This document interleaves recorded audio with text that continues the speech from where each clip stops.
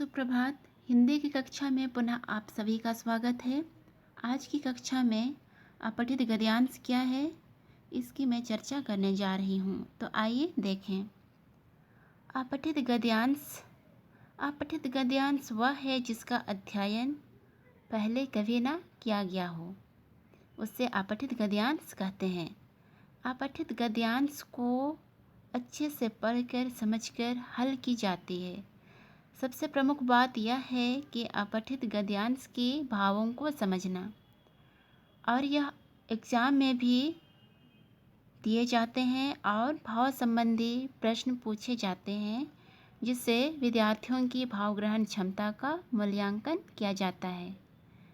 तो अपठित गद्यांश को हल करते समय कुछ ध्यान देने योग्य बातें हैं। वह है, पहला, अपठित गद्यांश को बार बार मूक वाचन करके उससे समझने का प्रयास करें।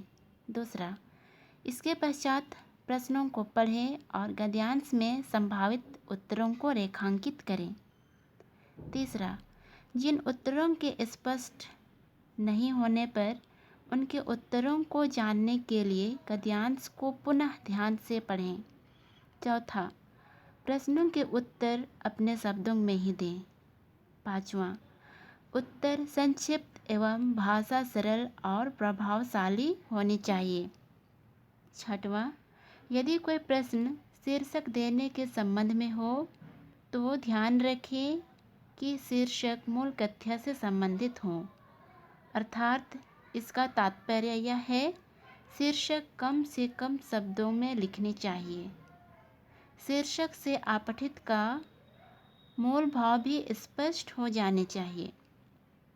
शीर्षक संक्षिप्त, आकर्षक और सार्थक होना चाहिए, और इस तरह से पूर्ण रूप से यह कह सकते हैं कि शीर्षक गद्यांश में दी गई सारी अभिव्यक्तियों का प्रतिनिधित्व करने वाला होना चाहिए। तो अपठित गद्यांश को हल करते समय आपको जिन मूल तत्वों की आवश्यकता होगी उन्हें भी आप ध्यान दें। वो है एकाग्रता, मूल भावों की स्पष्टता, विवेचन क्षमता, अभिव्यक्ति की स्पष्टता आदि। धन्यवाद।